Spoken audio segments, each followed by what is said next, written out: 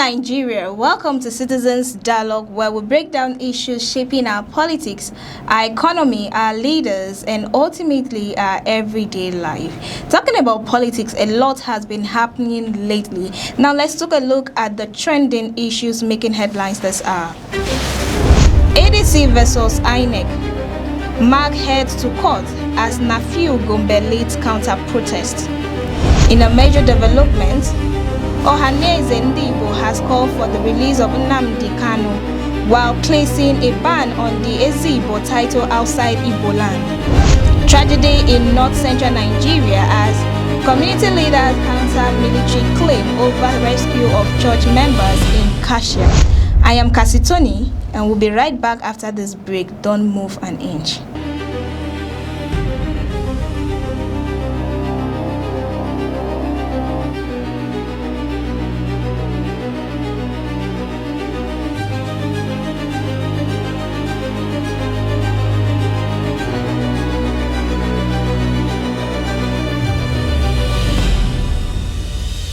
Joining us now to break down these headlines are political analyst Ugochukwu Ifeanyichukwu. Good to have you join us, Ugochukwu. Good day, Cassie. Good day, Nigerians and the world. Thank God it's Friday and we are here to, look into what is happening in Nigeria and around the world. So it's good to be here on set with you, Cassie. You look a bit moody. What is happening? Is it the economy that is getting to you, or? Is the Nigerian situation, the fuel scarcity is biting hard and everything is affected. PMS is the life wire of the Nigerian economy. All right, thank you so much, Ugochukwu, and good to have you join us on site. Dairo, good to have you join us. Thank you very much for having me here, Cassie. Thank you, and you look amazing, by the way. Yeah, you too. Thank you. So we'll start with you, Ugochukwu Ifeanyichukwu. Looking at the crisis happening within ADC and INEC. INEC is actually the bone of contention here. The ADC is dragging INEC back and forth. So what does this clash between the ADC and the INEC really represent legally? Is it accountability or politically tension or political tension? I wouldn't say INEC is the bone of contention here because INEC is the umpire. INEC is in their house, while ADC called them that they should come and monitor the transfer of power or transiting of power from the Musu RAF-led ESCO. Whether I don't know whether his own is the executive arm of the ADC then or the National Working Committee, because every political party have three arms. They have the executive arm, they have the NWC, and they have the BOT. So I wouldn't know the one he was leading, but he is acclaimed the rightful owner of the party. And even before now, ADC have been drawn in leadership crisis, which was yet to resolve. But because nobody literally knew them, so their own was not pronounced. Not until Atiku and his co-travelers entered the ADC. You recall 2023, ADC floated a presidential candidate in the name of Kachuku. So ADC is literally known, and they have a member of representative representing them, I think, from Ondo State, if my memory serves me right. So it's a political party that has been in existence, winning, pockets of elective positions in Nigeria. Even in the southwest, a lot of their members have been elected under the houses of assemblies. So INEC is not really the bone of contention. The only thing is that INEC failed to tarry a while. INEC acted in a haste. That's why everybody is calling INEC now. INEC is just like a referee. When there is a football match, you say, referee, we have a match, come and officiate for us, and you'll be there. You don't know what the two teams, what their plans were, or the whatever trophy that is for the football match is not his concern.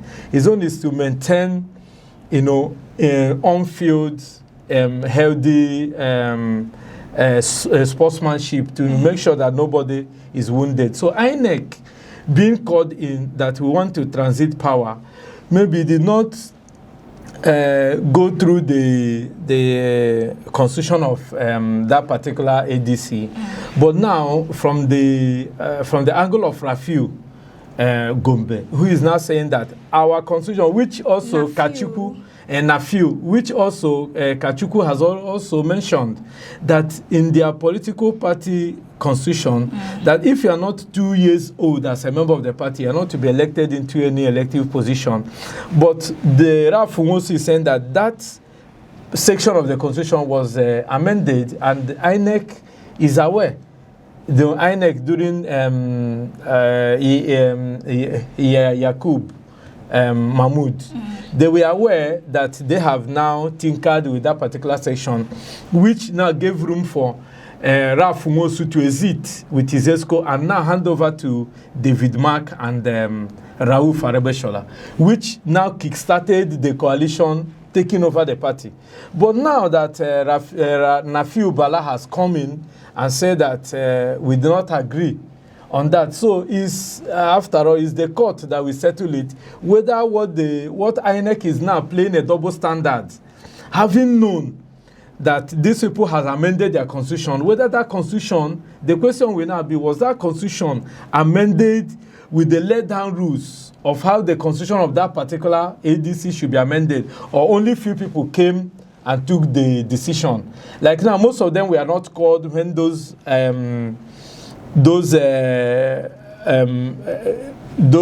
political talks were going on, as Nafiu and Kachi has made us to understand. But now, if that's the bone of contention, I think most of those things will be settled by the court and not really INEC. Okay, so now at this point, which is the INEC following? Is it the old one or the new one? Because they updated David Mark's name in the portal and that of Rauf Aregbesola, yes. And then when this Nafiu Gombe came out that he is the rightful chairman of the party, they quickly brought down this or that two people's names. So which constitution or which amended constitution are they following? Is it the old one or the new one? No, if you say that INEC is following the thoughts or the position of Nafiu Bala, it might not be overly correct, because Nafiu Bala, recall that Nafiu Bala went to court, so it is now INEC obeying the orders of the court. INEC is not acting unilaterally, although a lot of pundits and analysts have said that in Nigeria we always bias, sentimental and myopic when it comes to, we don't look at it in the general sense.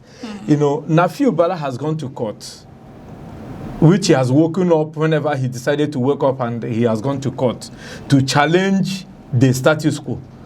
You understand? So INEC now is only obeying in order not to fall victim or assume that they are favoring either of the factions. The normal thing to do is for INEC to pull down the name of Rauf Aregbesola and that of David Mark from their portal, because recall that what is in the bone of contention now is whether those people were eligible to take over the party from the existing members of the party, going by their original constitution, which INEC had obeyed. INEC has said, we understand that you have amended your constitution, but the question I now ask that should arise is, did INEC take due diligence in knowing if all the parties that should be in the know of that amendment, were they carried along? We are the state chairman of the political party, which were the standard ESCO. We are the world chairman carried along in the amendment, or Atiku and his co-traveler went and met somebody that could listen to them and be sympathetic to them. This is not about sympathy. Right, it's about a particular political party for them to move forward. Thank you so much. So INEC is not to be blamed here. Dairo. All right, over to you, Dairo. In all of this, Nafiu Gombe has staged a protest to actually counter the move of David Marx-led faction. So what is the real motivation behind this counter-protest led by Nafiu Gumbe? So the first question I have to ask is, why is it now that he's leading the protest? Where was he during the amendment of the constitution? Did he speak out then? And currently now that our general election is coming up next year, why is it now that everything is just playing out the way it is? I mean, we even saw about PDP meeting, some faction of PDP meeting with ADC members. That was yesterday. So why is everything playing out now? It's all politically motivated, if you ask me. Okay. It's politically motivated. All right. Thank you so much, Dairo, for that analysis.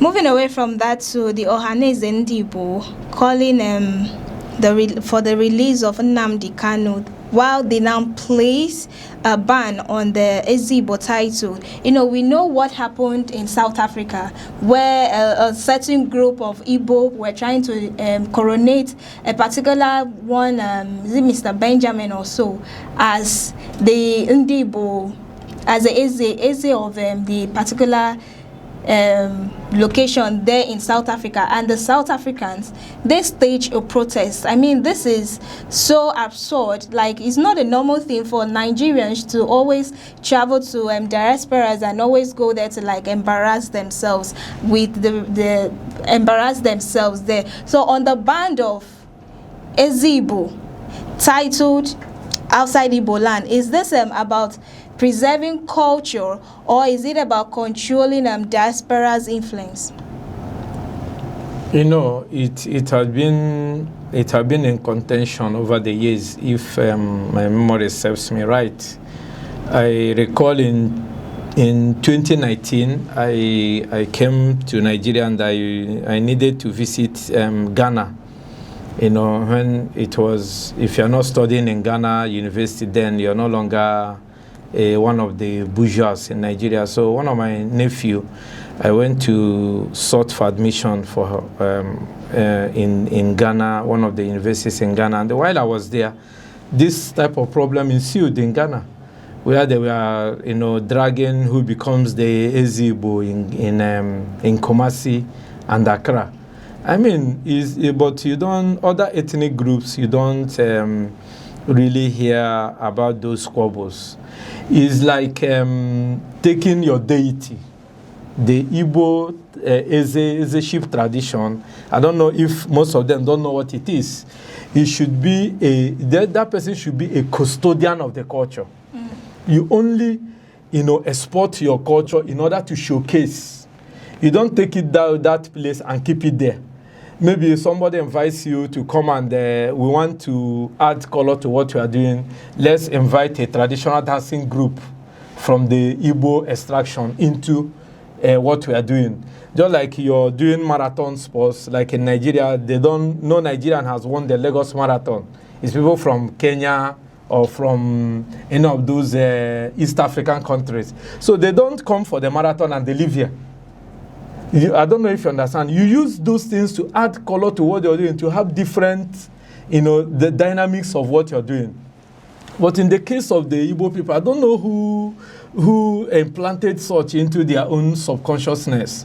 I mean, it is really absurd that a tradition that holds the people, just like somebody will come to Pada and be asking Emir of Kanu I mean, you can't hear such thing. Yeah. Rather, if you have a head of the organization of that particular town group, is really understandable.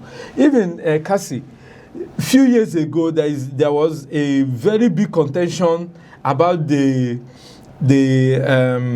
what they call community development union.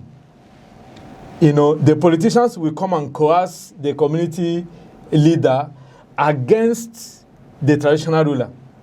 One they call IDU, Development Union. So they also carry that into their diaspora meetings. And what that leads to is to factionalization of a people that should have united themselves together. You see them fragmented. You know, you have this one. I give you a quick example of one social organization that I know. Do you know that the main people that took that particular organization into the United States are not the only ones now? They have factions. When somebody will tell you, bring $10, we are going to register you, people are now making money with it, fragmenting it. So what the Ohanaeze Ndigbo has done is what they would have done earlier. But I want to give it to the President General of the Ohanaeze Ndigbo, Senator Azotambata, who has taken the bull by the horn. If they will match this words with action, write to them all the development unions from each state and all the social cultural groups in those places are the people that causes those things. They say, we want to have our own Eze, we want to have our own this, and some of them begin to take chieftaincy titles in those particular areas. And the Kasi, those Eze, those are diaspora traditional rulers, will come back and they want to flex muscle with the existing traditional ruler in the particular community because they are now having money. You call yourself Ezeigbo, but when you come back to your community, you have to be subject to your community traditional ruler. But they will not say they are Ezeigbo, meaning they don't even have a branch. They can come into any community and begin to intimidate the local traditional ruler, which is not to be seen. So the earlier they ban it and make it non-attractive and non-existent, the better for us, so that we can have some peace in anywhere we find Igbo people across the globe. So in other words, the Ohanaeze group made the right choice by putting a stop to this Ezeigbo group. You know, they have made, these statements have been made over time, Cassie. I am aware of that. You understand? It has been in contention because it fragments the Igbo community wherever they exist. Even with the time of the other Igbo, Ohanaeze Ndigbo presidents that I know, they let Emmanuel Iwanyanwu and they let the one he replaced, his name escapes me now, but if they can match their words with action, right to the communities, because this issue of Ezeigbo emanates from those development unions of communities who have relocated to a particular place. Because you go to some particular places, you find out that the Anambra dominates or the Imo State dominates, and they begin to form a group. While forming that group, they should only exist as a socio-cultural organization. Let them not bring in the perspective of coronating a king. And you know what leads them to that? When they want to do New Yam Festival, there are a lot of things that necessitates that kind of formation, which somebody will come and implant that particular ideology in them. Like in Anambra, if you want to do New Yam Festival, they will say the Igwe is doing Ofala. And when they want to replicate it in the diaspora, they want to institute somebody that like a miniature or mimic as a ship stool that will now receive the people that will be doing that New Year festival. From there, the thing has started. Let them do whatever festival they are doing onto a socio-cultural organization and not as a Igbo community in existence with an ship leadership. Thank you so much, Ugochukwu. All right, to you, Dairo, the Ohanaeze Ndigbo has called for the release of Nnamdi Kanu. We all know that Nnamdi Kanu is currently serving a lifetime imprisonment at Sokoto Correctional Center due to the fact that he is he's an IPOP leader, and all he's fighting for is for the Igbos to be recognized, is for the Igbos to be given equal rights. Hence, what is happening in Nigerian politics, we see some critics coming out to say that Peter Obi shouldn't contest for the presidency because it's not yet the turn of the Igbo, and this is the exact thing that Nnamdi Kanu is actually fighting against. So do you think that the government at this point will actually listen to the plea of this Ohanaeze Ndigbo? First, I have the questions to ask those critics. saying it's not yet the turn of the Igbos. So when will it be the turn of the Igbos? For a while now, power has been coming from the north. Exactly. Just recently that Tinubu entered government, and we, the Yorubas, we don't even see him as one of us. We still see him as a puppet of the north. But at the same time, we know that the government won't listen to the pleas of the Ohanaeze group, because at the same time, the government puts him in prison for a reason. They use him as their scapegoat when during the time of terrorism, and when US say that they are coming to Nigeria to come and help in combating the insurgency. The Nigerian government then used him as a scapegoat and said, okay, they are going to give him life imprisonment. Meanwhile, we, the citizens, we knew that Kanu is not, and Biafra, they are not terrorists. They might have some questionable activities and all the rest, but they are not terrorists because they are fighting for what they feel like should be given to their own people. While the real terrorists are actually going from places to places, villages to villages, churches and schools to be killing people, which the government has really refused to even bat an eye to. But the person that they claim is a terrorist is actually fighting for his own people. So at the end of the day, we know that the government is not going to really listen to them, because the government is, I'll say the government is more like one-sided and impartial. Okay, so you said in your statement that the Igbos actually have questionable characters. I didn't say they are question. No, I said the Biafra. Some of their actions might be questionable, but at the same time, they are actually fighting for what they feel is right for them. So, what are these questionable actions? I mean, we've seen in some states, like in Anambra. In Anambra, yes, during when they say there's lockdown on Mondays, I've seen personally that where anybody that goes out to work on that Monday, their shop gets burnt down. That's not the correct way to go. That's not the. But that has been abolished. Yeah, that has been abolished. But that was part of what they used as mechanisms to bring the government to bring eye upon them. All right, Ugochukwu, thank you so much, Dairo. Ugochukwu, let's hear your own opinion on this particular matter. Very quickly. My opinion might not count. Is not an opinion. I'm making an insight into what the appeal of the Ohanaeze Ndigbo to the federal government. And the question will be, is it now that the Ohanaeze Ndigbo has woken up? And just like we said about the ADC, on the other flip. Sorry to cut you. You said, is it now they are waking up? But they've been pleading, they've been protesting before now. That is why if you had allowed me to land, you would understand the reason why I said, is it now they are waking up? That even if they are waking up now, it is a little too late. Because everybody wants to use Nnamdi Kanu as a cash cow, to make bait for selfish gains. But some of us will not be, hoodwinked into believing that what they are doing. The reason why I'm even, interested in this particular appeal now is because it's coming from no less a person and somebody whom they say is from South, but who has looked at the history of how the formation of the Southeast of old, where instituted, has come to believe that he is an Igbo man, Senator Azota Mbata.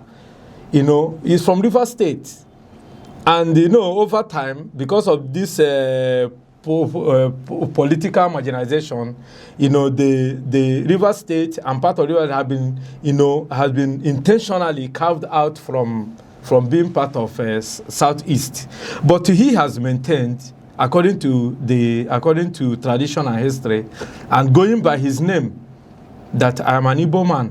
There was a time, even people, they are talking about creation of an Ioma state now, but over time, Delta State was given to South. So if you juxtapose those things, you know why Nnamdi Kanu have been clamoring. And all he has said with what we are seeing now has come to pass.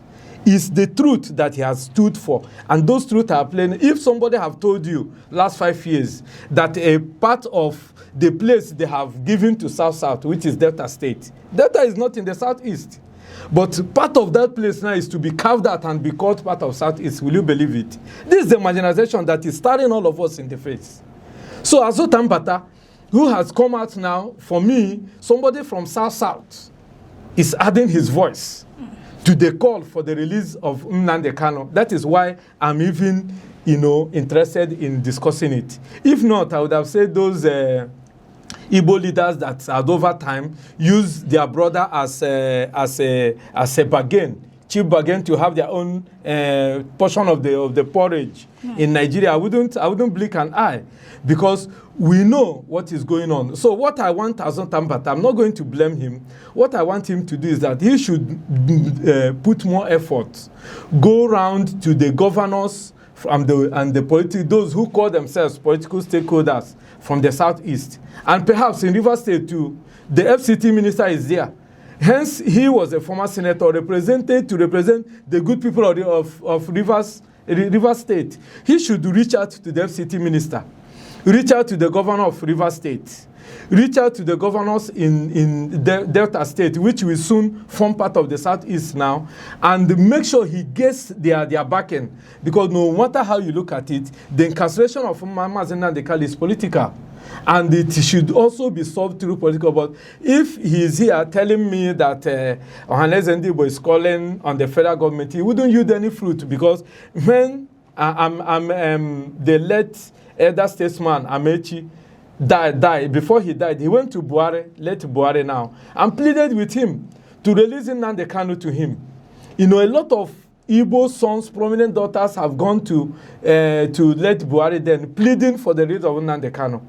And the person who is also from the southwest, Igboho, who committed even the same act, like my co-panelists said, that the main terrorists are going about killing people, killing army generals, and nobody is blinking. You call them bandits.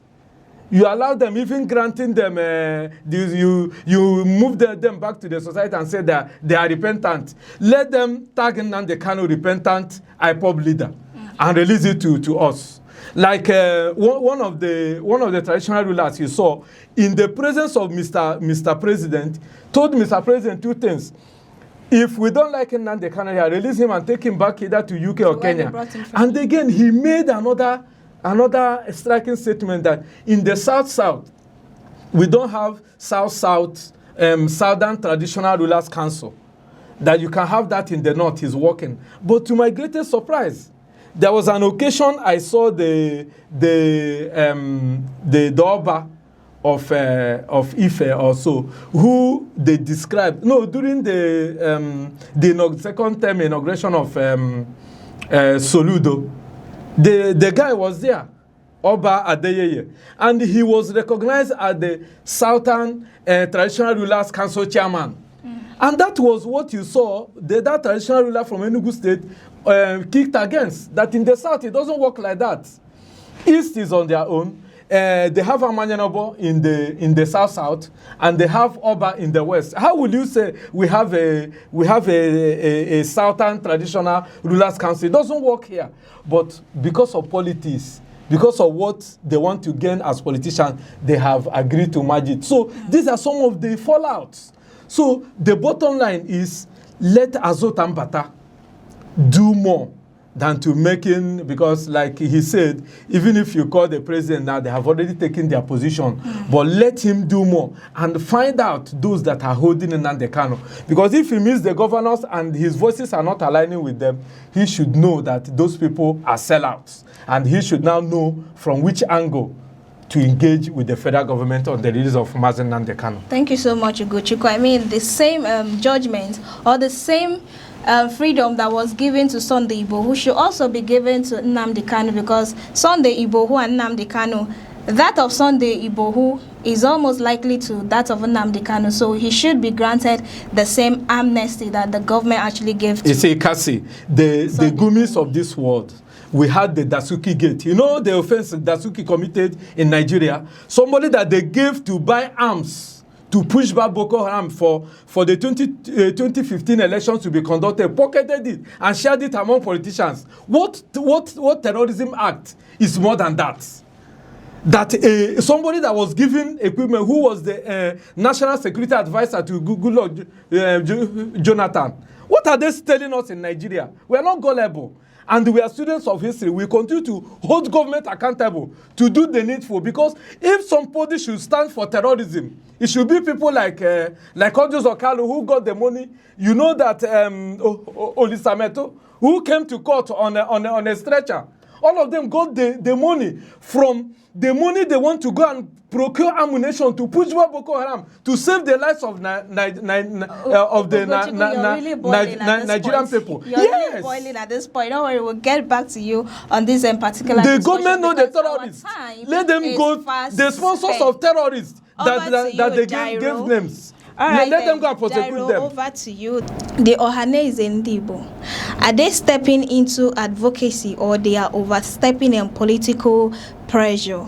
Concerning the... Yes, concerning the Nnamdi Kanu's case. Yeah, well, it's basically the same thing that my co-panelists are saying. Kanu being in prison for things that the federal government say that they call terrorist activities. Meanwhile, we know that there have been a lot of other high-profile people that have been involved with terrorist activities. That, I mean, look at someone like Sheikh Gumi, who is saying that we should forgive the bandits killing people. That word alone is a terrorist. He's an accomplice. Yes, exactly. It makes him an accomplice. Where is he now? Has the government done anything to him? So the Ohanaeze group, they are not overstepping in any boundaries. Okay. What they are claiming for is in their right. It's necessary and it's okay. But we also need to look at the grand scheme of things. The government is not going to listen to them. Even if, like my co-panelist said, let's say they meet with other governors and the majority of politicians, even if they will help them, they will use it for like a stepping stone for, let's say, the 2027 election. But we currently, Nigerians, we know that the government like to use someone as their scapegoat. Nnamdi Kanu is currently their own scapegoat. Meanwhile, we all know that at the end of the day, there is nothing that we can do. Even if, let's say, he go out and meet all the governors, all the southern leaders, it's easy. I mean, it's just someone like it's easy to buy people with money. That's all I have to say about the entire issue. All right, lastly, Ugochukwu, on this particular topic, still the same question that I asked him, is the Ohanaeze Ndigbo, are they stepping into advocacy or they are overstepping into political pressure?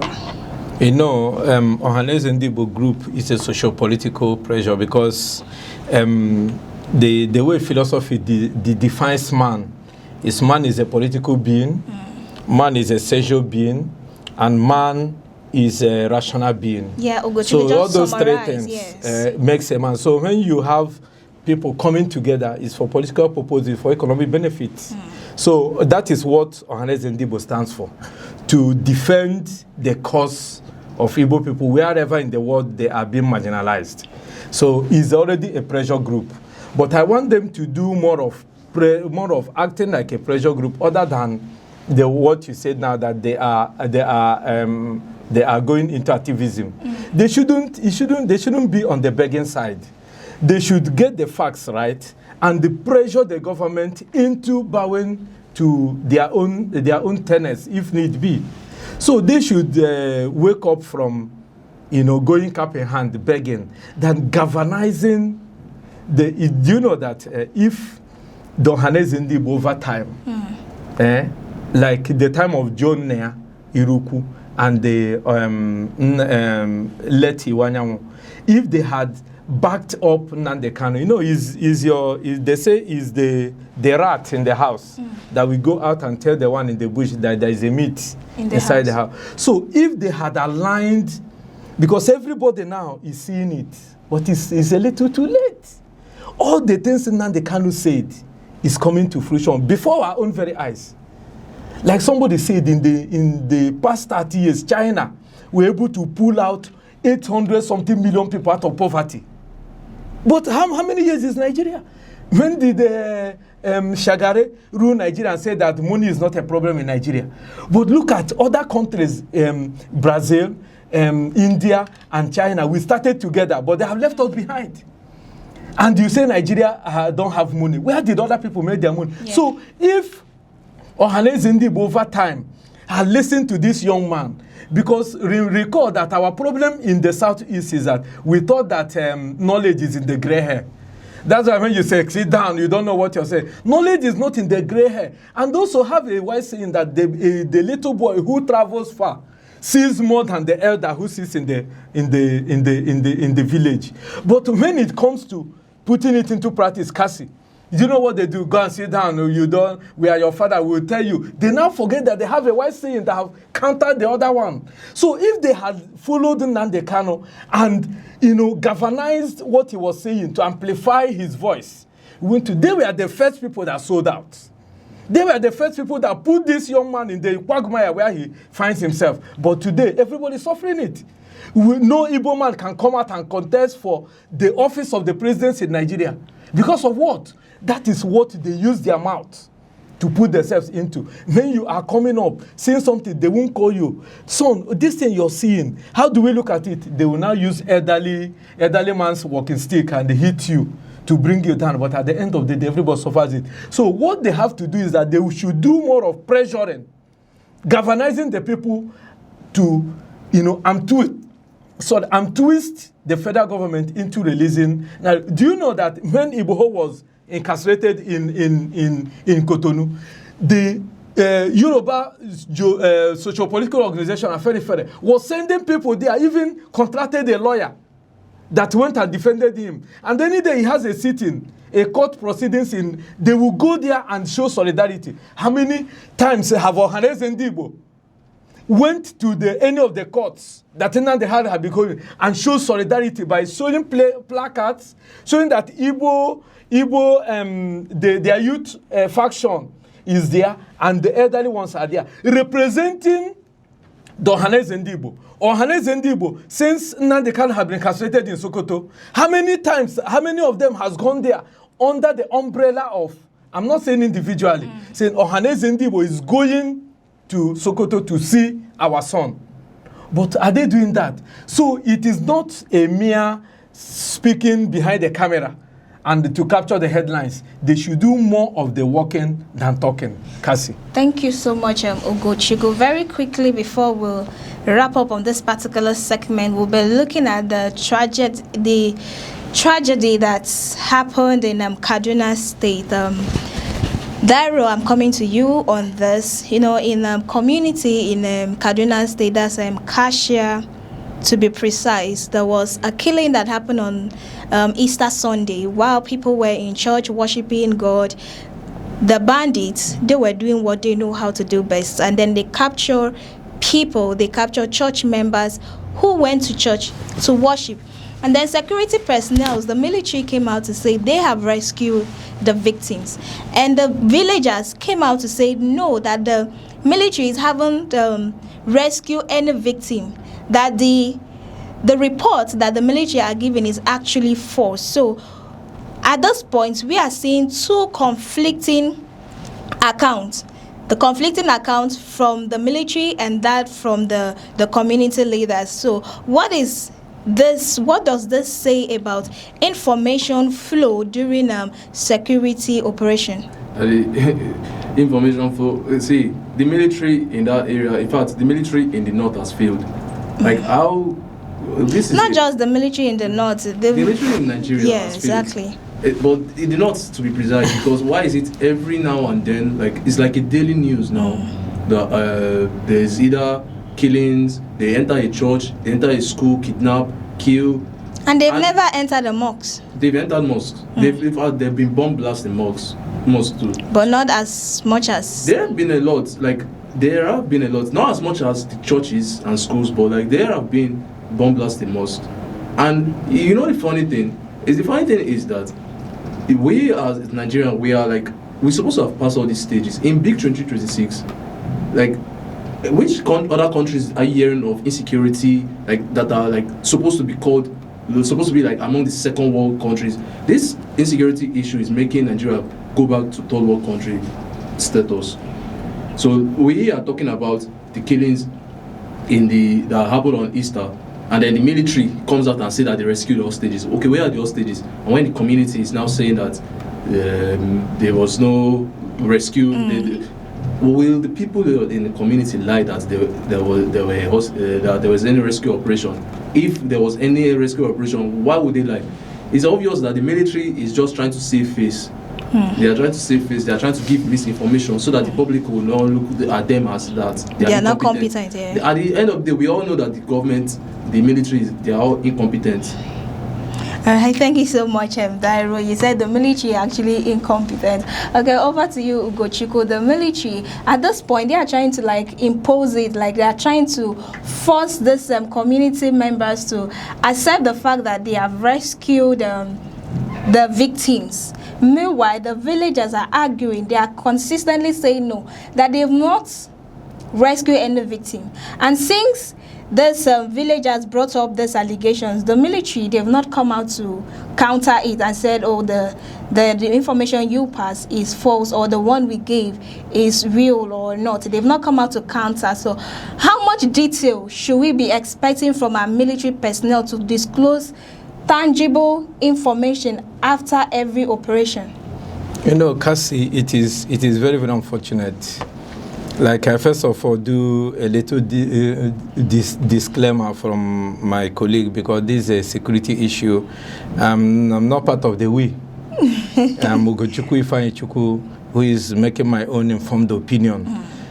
Then, when you talk about whom do I believe in this, I will believe the villagers, going by what we have known the account of the military and the government to be over time, as regards killings and insurgency in Nigeria. In any part of the world, the government tries as much as possible to manage the information, especially when it has to do with figures of victims, people killed in the course of a particular action, in order not to elicit a lot of fears in the people. We understand that. And what we are talking about today happened since 5th on the Easter day, that 3 churches in Kachia, they call it Katurumi, in Kachia local government area. The Katurumi is the village, which Kachia is the local government. Although there is a community also called Kachia in southern Kaduna. I told you, I've been in Kaduna State for a very long time. So even when I was in Abuja during the el-rufai, I was shuttling there for peace, ambassadorial mediation. So I know all those places. And all those places have been prone to attack. The question will be, why this is Kachia, Kajuru, Brinimgware and all those places? These are flashpoints. Then the question will be, like he said, why have the military not been able to, form a formidable vigilance that can deter those people? The bandits collect tax in those places, and this is in north-central Nigeria, in southern Kaduna State. The question will be, over how many years will the people of Kajuru, will the people of Kachia, continue to suffer these heavy losses in southern Kaduna? So when there was an attack, the question will be, who called the military in? This adoption happened in 3 different churches. It happened in Ekwa, Evangelical Church of Winning All for Christ, in Baptist Church, and in a Catholic Church. So these bandits moved from one church to another. And this is not the first time this is actually happening in these churches that you just mentioned. This one you talk about now is, 3 churches in one. And there were informants that raised the alarm, according to the eyewitness report, that now alerted the people. Some people started running out from the church. Children didn't know where to go, and people hid in the bushes.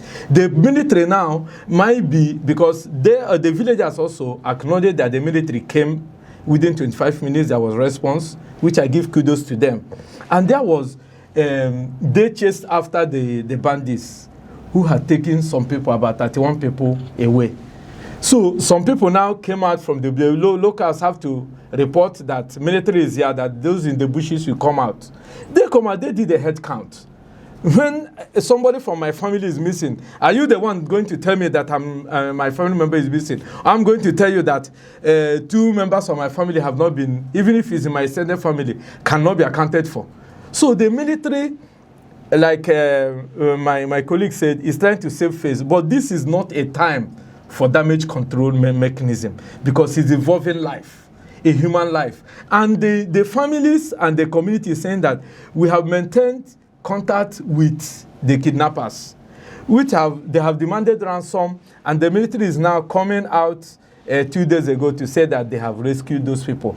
And there was a counter refutal from the Katurumi, the Development Association of that particular area, saying that no, the account of the military is not correct. And they have been waiting till now. I have not heard the military from any quarters, even their spokesperson on their website, that the villagers' refutal is not correct. That means the military did that earlier based on their on-the-spot assessment, because when they came in, some people came out from the bushes. Maybe that's the people they are talking about, which they are not wrong.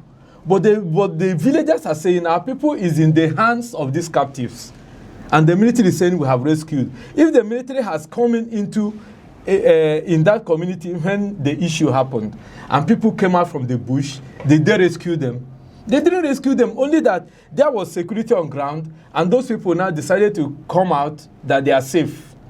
Do you understand? It is not the same as the people who have been taken by the bandits and have not returned home till now. So they should have a sit down with the community leadership of this place and be able to ascertain the number of people that are missing and juxtapose it with the account of when they arrived, people that have entered the bushes for safety.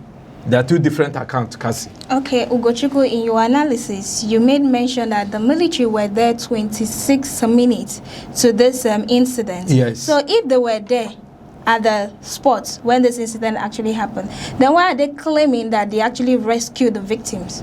You know, that question should be for the military hierarchy and those who manage information for them. And recall, this incident did not happen only in one church. Yeah. So those people must have moved. So the military might be giving account based on the first or the second church. But what about the third church that might be a distance from these two? Because you cannot tell me that the military were able to be in the three spots at the same time. Yeah. So if the people are saying about they must have had their men on the different locations. On the first point like of call. Different location. You said this thing happened in 3 churches. Yes. And we know that the 3 churches are not in the same location. Yes. It's not possible. Yeah, it's not possible. Yes. So it could be possible that they had the their bandits. Men. You are referring like to who military, as they? Like the military had their men in the 3 different locations where this incident happened, for them to have said, okay, they've rescued. Because at this point, they've not stated which particular location they rescued from. If it's from Church 1, Church 2, or Church 3. No. Or perhaps they had their men lottered around. No. They were called in.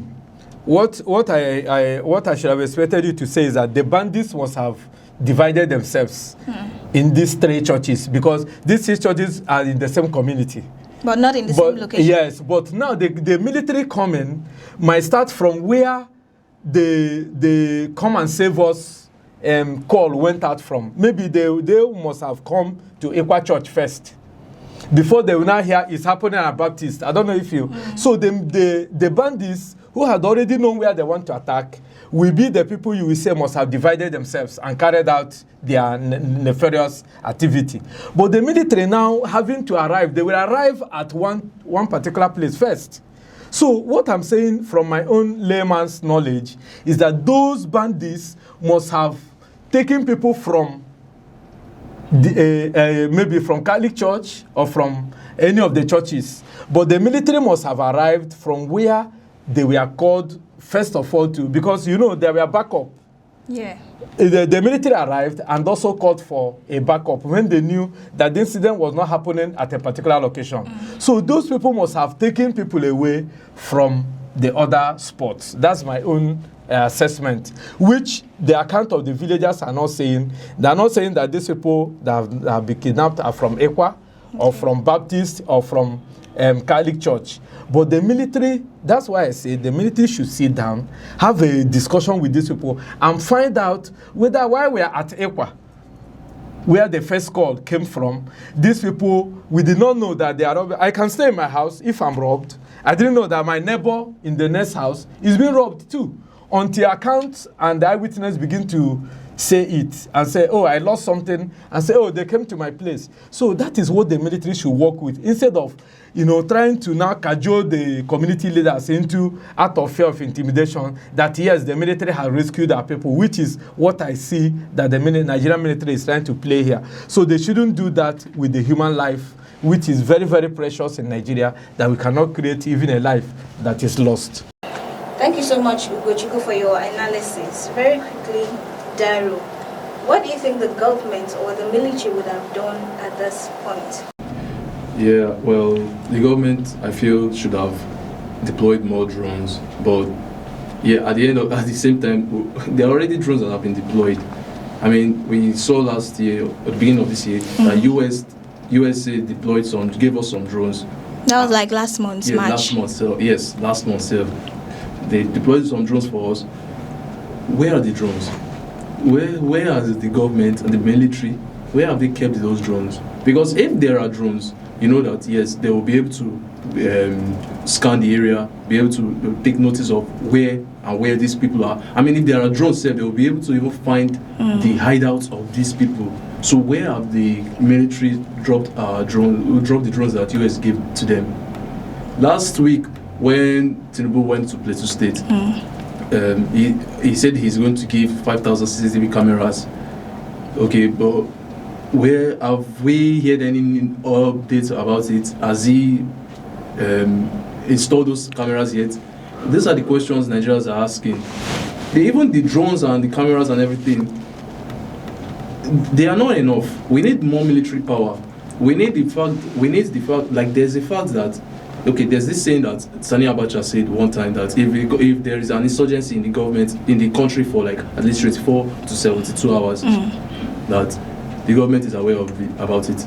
It's aware about the people and the instigators, people who are behind such insurgency.